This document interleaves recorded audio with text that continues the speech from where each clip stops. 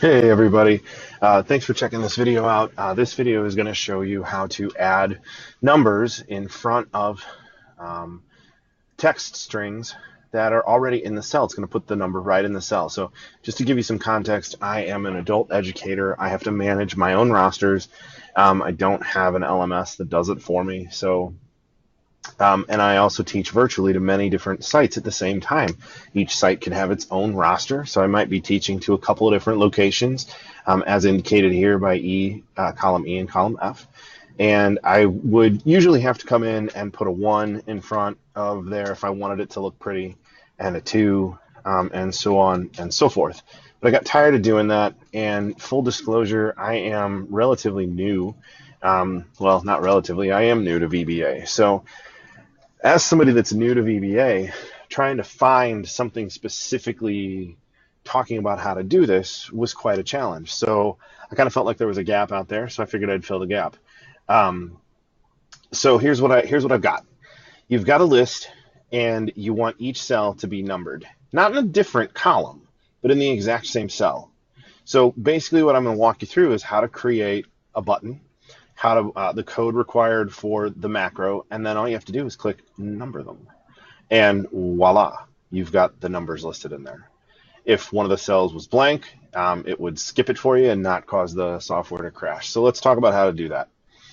Right off the bat, you're going to need to know how to activate your developer tab, or you're going to have your developer tab active. If you don't have that active, then you can go ahead and jump out to Google and just search how to activate developer tab in Excel. There's all kinds of stuff for you to look at to figure that out. I'm going to skip this in this demonstration here. First things first, we need to put some names in. So let me go back over here, and I'm going to get rid of the numbers that are in here and just copy this stuff forward onto the next sheet so I can show you what I did. All right, so I'll take this, I will copy. You'll also notice it's just the names in these cells. There's no formula in the cells. So what I'm going to do, I'll paste those names here. You can paste them anywhere. And then to get a button, we have to use, again, our developer tab and go to the insert tool. So we'll click insert here, and you want to choose from the ActiveX controls. It's going to be this option right here. This is a command button. So we'll click command button, and then you just draw that command button, whatever size, wherever you want it. I like that as a good size. It's going to pull in as command button 1. We can change that by taking advantage of this properties button up here in the ribbon. So I'm going to click properties, and it's going to open up to show me all those different things that I can change. So first thing, if I want to change how the button reads, like you noticed on the previous sheet, it said number them, then we can go into the area here called caption. You just click and highlight and name it whatever you want. Let's name it count them. And in the caption, you can have spaces. That's fine. But if you also want to change the name of the button itself, this is something different, then it needs to be mushed together. See how command button, there's no space there? So I'm going to get rid of command button 1, and I'm going to change this to count them. Oops, sorry, I broke my own rule. Count them. And then I'm going to close the properties window. There you go. I'm going to go ahead and turn on view code. I could also do Alt F11. That would do the exact same thing. So I'm going to say view code, and it pops up to show me. Let me clean some of this stuff up here real quick. Sorry, I was working on some other stuff. So it opens up to show me the code specific to this button. So I'm going to make this a private sub. So I'm going to say, I'm going to say private sub. Private sub, and since I changed the actual name of the button, I'm going to use that name that I changed it to. So I'm going to say count them underscore click, open and close parentheses, press enter. So since I use the exact name and I use that underscore click, it now registers that whenever I click this button, this is the macro that I want it to execute. Right. So 2 ways you can do this. One way, I could come in here and I could, let me turn off design mode here, and then let me do this, split these screens. So one way I could come in, I could select the specific cells that I want it to count. I'll show you how to do that the first way. Or if you have a set bank of names that you're never going to go outside this bank, you can set this range, and I'll show you how to go through and count and do the same thing that way.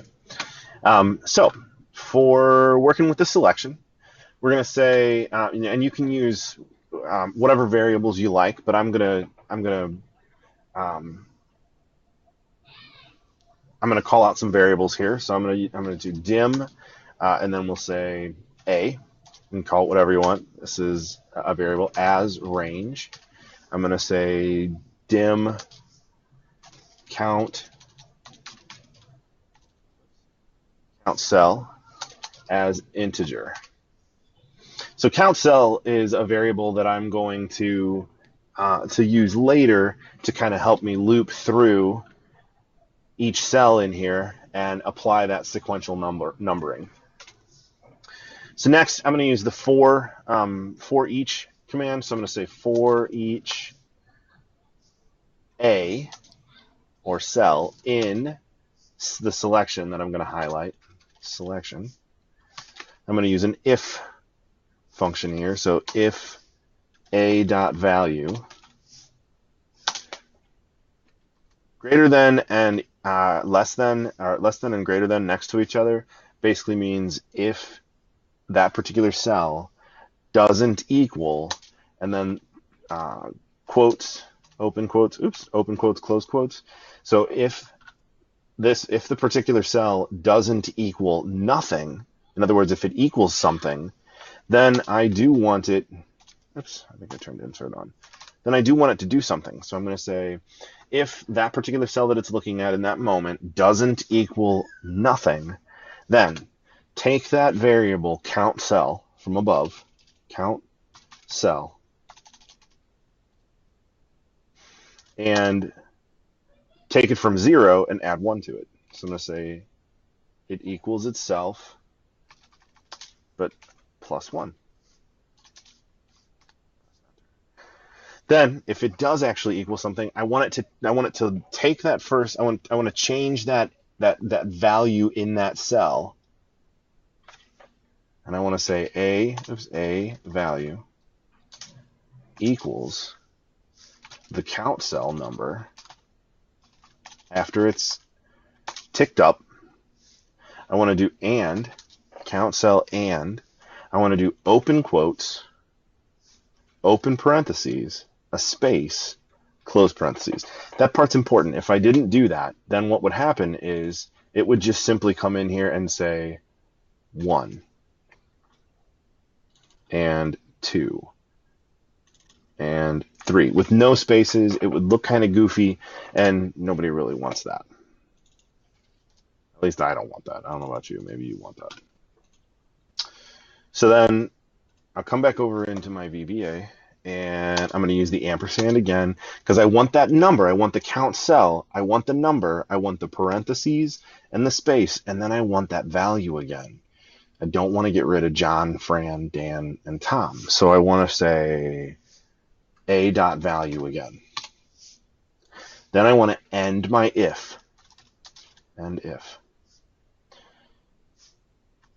Then I want to tell it to move on to the next bit of code.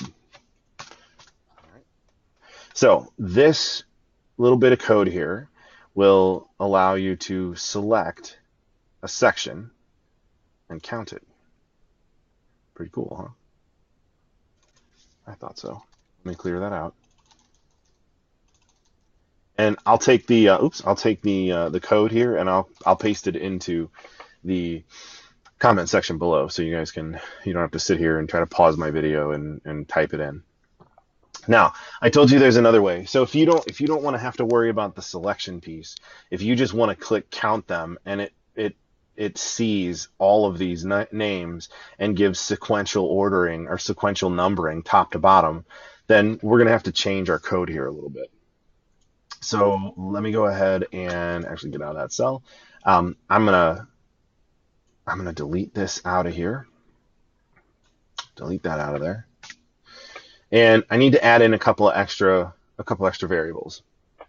So declare a couple extra variables. So depending upon how many rows you're going to deal with, you're going to create a variable for each column. I said rows, but each column. So I'm going to have, let's say I have this table and there's 4. I have 4 different sections that I might be responsible for that could have anywhere from 1 to 4 students in it. So let's put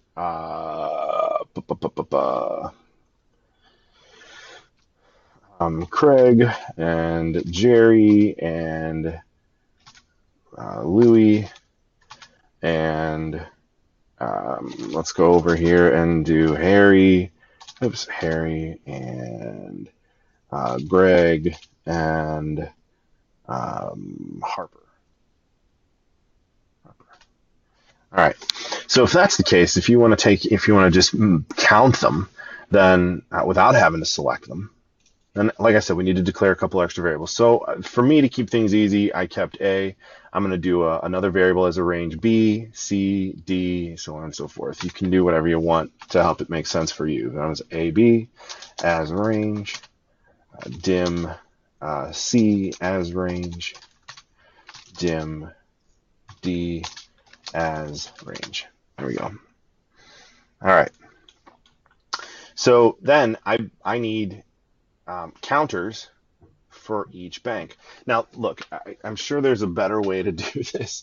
As I said in the beginning, I am new to VBA, so if you're an expert in VBA, please be gentle in the comments. As I said, I'm new, so I'm definitely open to learning a better way. If there is a better way, I'm sure there is a better way. So if somebody knows a better way to do this, it'd be awesome if you could post it in the comments below. So I've got CountCell. Now to keep things straight in my mind, I'm going to say CountCellA as integer. I'm going to declare CountCellB as integer. And you know what? Instead of going through and typing this, I'm just going to copy and paste. And so I'm going to need 4 of them. So then I'll change the A to C, change the A to D. There we go. All right, so now that I have all my variables declared, now I'm going to write the 4 if loops. So kind of the same thing that we did before. I'm going to say for each A in, this time instead of selection, I'm going to say whatever sheet I'm in. So I'm in sheet 2. So for each A in sheet 2, I'm also going to call out the range that I want it to specifically look at. So as I said before, I have potentially 4 students in each class. So I'm going to say the range is A1 through A4. So I'm going to open up parentheses, open quotes, A1 colon A4. Close quotes, close parentheses. And then I'll do that if that if statement again. So I'll say if a value doesn't equal nothing, which is a silly way to say if a value has something in it, then take my CountCell for A variable, CountCellA, and increase it incrementally by 1. CountCellA plus 1. If I didn't have different variables, it would come down, it would count A, and it would say, okay, I got 4. And then it would start with 5 in B1 and count down through 8 to the end of B4, and then it would start with 9. And I don't want it to do that. Again, if there's a better way to do this, please let me know in the comments below. But that's the reasoning why I have each column has its own variable. So then I'll come back and I'll say a dot value equals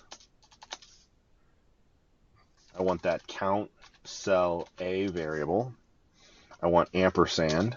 I want open quotes. I want that parentheses, space, close quotes.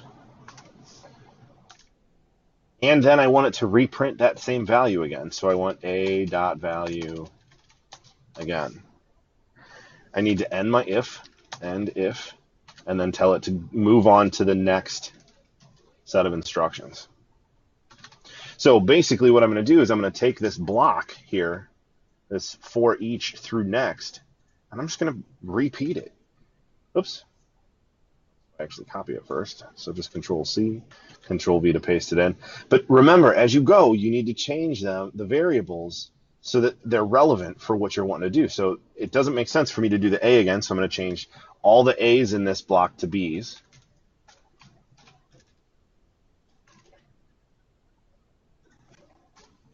B, CountCell. I don't want CountCellA, I want CountCellB because I want it to start over. I'm sure I could reset CountCellA to 0 and have it do it again, but again, I'm not that savvy with VBA yet. Hopefully one day I will be, but not yet. It ain't happened yet. All right, I'm going to repaste again another block. So I'm going to say for each, only this time I'm going to say for each C in Sheet2.Range C1 to C4, and then if the value in the C cell has something in it, then start counting again. Change that A to a C, change the CountCellA to, oops, change the CountCellA to a C, and change that last C, A.value to C.value. And finally, do it one more time for D. In range D1 through D4, then if D.value, then CountCellD variable, increment it by 1, and reprint that number and what was originally in the that D cell. All right, so if you want to see if everything works, then you can run through the debugger. You can quickly run through just to see if it works by click and play. That would be as if I clicked the count them button over here. Do this kind of the same thing, but if you, and that would go through it in the blink of an eye. But if you want to incrementally step through this, then pressing F8 will kind of highlight as you go, and so it took all of my variable declarations and it moved to the first bank of code, and it's not going to matter that this range over here is selected, because again, remember I changed it so that we're not doing the selection this time. So you're going to watch it put a 1. It's looking at that A value, that first cell in that A range, which is A1. It's saying, is there something in there? Yep, there is. So it's going to take that cell CountCellA and add 1 to it, and then it's going to take that first A value and print the CountCell, which is going to be 1, that parentheses and space, and then again reprint John. So I'm going to hit F8 again. It's going to step through and see it did it exactly as I asked it to. And you're going to watch it loop through. So I'm just going to quietly hit F8 here so you can slowly look at what it's doing.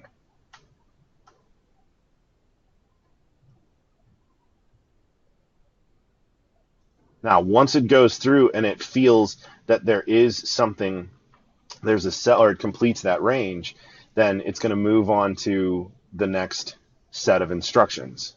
So again, and it just reruns through itself. It just loops through itself. So you kind of get the idea, right? So let me go back over here. And before this gets crazy, because I don't want to have to back out all this stuff.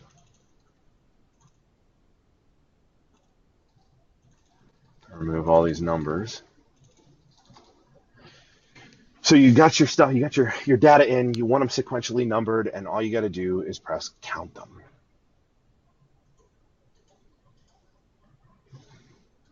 And something broke. What's it doing here? Oh, I got to stop the debugger. I have the debugger running, so I have to turn the debugger off, and now it should count them for me. There we go. Bada boom, bada bing. So that's it, guys.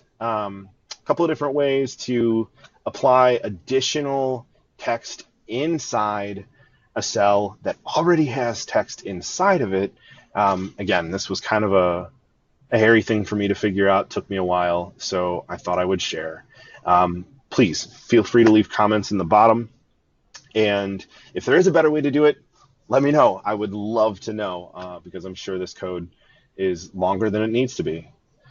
All right, guys, take care. And until next time, thanks a lot.